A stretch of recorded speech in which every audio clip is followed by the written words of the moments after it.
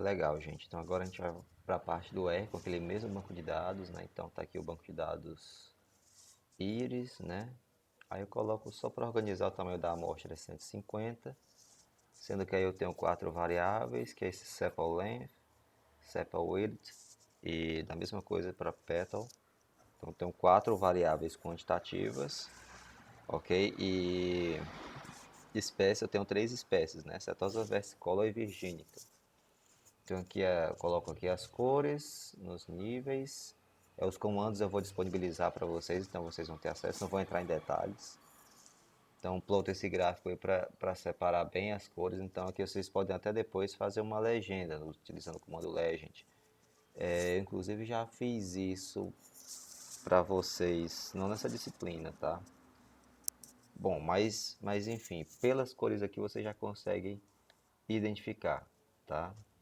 Se eu vou fazer agora o comando eu vou perder tempo. Mas eu vou ver se quando eu for colocar eu já coloco atualizado, tá? Então aqui o comando é bem simples, né? LDA, aqui o banco de dados, a pré-classificação das espécies, que são essas três, tá? E o CV igual a true, tá? Então basicamente como eu já expliquei. Então vejam só, uma linha de comando. A técnica é bem simples, tá? Na próxima parte, vocês estão vendo aqui que tem prática 2, mas na prática um eu faço com a funçãozinha discriminante, tá? Para vocês verem como é que funciona a parte matemática, né? Utilizando essa combinação linear, ok? Bom, então continuando. Aqui o primeiro modelo via validação cruzada, tá? Mesma ideia, beleza? Uma segunda forma de reescrever vai ser muito parecida com a de componentes principais, né?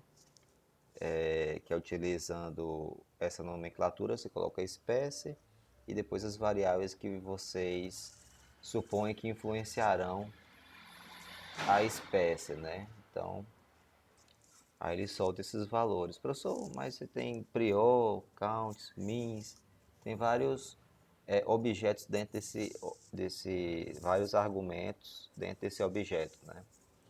Mas a técnica, a função básica é a discriminante de Fisher, tá? Mas não tem só ela, existem várias técnicas discriminantes, como eu falei, redes neurais, tem a própria utilizando a distribuição normal, então você considera atribuindo a distribuição normal associada a cada subgrupo, no caso eu tenho três, então teria como se fossem três distribuições normais, e a cada uma delas eu tenho uma curva. Então ele vai ver com base na distribuição a margem de probabilidade de você estar dentro desse grupo. Então o que seria a interseção? Quando se plota um gráfico com as normais, é onde as caudas se cruzam, onde tem uma densidade maior delas se cruzarem. É aí que eu vou ter uma probabilidade de erro associada, ok? Então aqui, ó, nessa tabelinha aqui, eu coloco para mostrar a mesma tabela que eu mostrei para vocês lá na saída do R. Você tem três grupos, né? Três espécies, cada uma com 50, só que na classificação ficaram três classificados de forma diferente da classificação original. Então, isso é para mostrar a eficiência do método nesse caso, que ele segregou bem. Ele conseguiu discriminar de 150 errou apenas 3. Ou seja, teve 98%, né, de acerto na classificação, o que é muito bom, tá? Então, tá aí os percentuais de acerto, né, de cada classe e aqui o acerto geral de 98%, ok? Então, faço uma tabelinha aqui bem legal dessa matriz de confusão, tá? Que já está lá exposta para vocês. Isso aqui tá até repetido, né? Deixa eu tirar isso aqui. Acerto global também. Bom, o coeficiente de discriminação, quando ele solta, ele vai ter, né? Como eu falei, ele vai ter uma função discriminante. Então ele vai ter a LD1 associada ao grupo 1 e a LD2 associada ao grupo 2. Então, esses LD1 e LD2, quando a gente faz a combinação linear, que serão plotados naquele gráfico lá, que coloca função discriminante 1, 2, que tem esses coeficientes, que nem componentes principais. É a mesma ideia, tá? só que a forma lá que foi descrita é outra. Lá você tem aquela função mi1 menos mi2 vezes a inversa da sigma, tá? E usa a sigma combinada de preferência. Então coloca essa LD1, LD2 são os coeficientes, essa combinação linear. Então você vai ter um grupo que vai traduzir a informação para o discriminante 1, né? A função discriminante 1, e outro para a segunda. Então é isso que vocês vão plotar naquele segundo gráfico que eu acho mais interessante, que fica mais fácil de visualizar, tá? Então tá aí a razão dos desvios, né? Intergrupos, que é dentro de cada grupo, de cada função discriminante, né? Tem uns comandos que nem são tão úteis aqui. Nessa função não, quero ir direto para os grupos. Aqui é para calcular os centroides de cada grupo. Então o que é que significa? Você vai ter um vetor de uma matriz, né, com as médias associadas a cada grupo para cada variável. Então isso a gente vai chamar de centroide, porque quando a gente tem, no caso, p variáveis, né, caso 4, você vai ter um espaço tetradimensional, ok? Então é como se você tivesse 4 pontos que ele vai lá quando você tiver o espaço tetradimensional, que a gente não consegue enxergar isso. Infelizmente a gente consegue plotar esses centroides associados a cada espécie. Então isso vai ser importante na demarcação do gráfico, ok? Então primeiro vai ser esse, primeiro faz o gráfico, depois destaca aqui os pontos, tá? Que são esses centroides, só que aqui você fica mais fácil de visualizar, tá?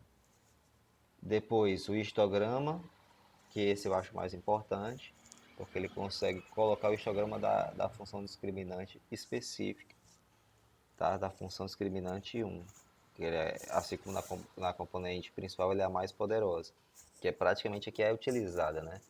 Por isso que a gente fala só especificamente em uma, porque você não vai discriminar de várias formas, porque cada uma vai ter uma conotação diferente. A principal é a primeira, tá? Então ele já consegue discriminar super bem.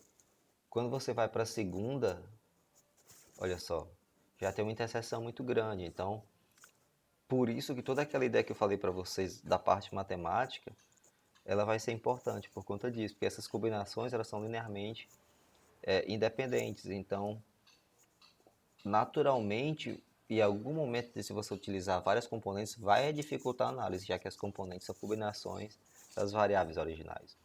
Por isso que a ideia é só aplicar se você conseguir reduzir bastante o banco de dados, tá? E o último gráfico vai ser esse aí que eu também plotei os centroides, né?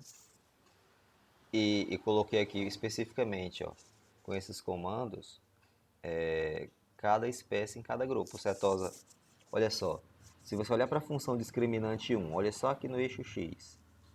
Veja como ele distingue bem o grupo da setosa, versicolor e da virgínica. Mesmo tendo interseção entre essas duas, ainda assim ele consegue discriminar bem. Agora, numa ótica diferente, observem pela função discriminante 2, LD2. Se você olhar, as três estão praticamente sobrepostas, ó. Olha aqui a média, o centroide desse, o centroide desse, o centroide desse. A virgínica e a versicólica você não consegue identificar, porque eles estão a uma distância muito pequena, tá? Então, é mais ou menos a mesma ideia. A função discriminante 1, quando ele gerar, você vai saber sempre que ela vai ter uma importância muito maior na discriminação do que as demais. E as principais são a primeira e a segunda, por quê? Esse motivo de componentes. Você não vai utilizar as outras que você tem uma perda de informação maior, ok?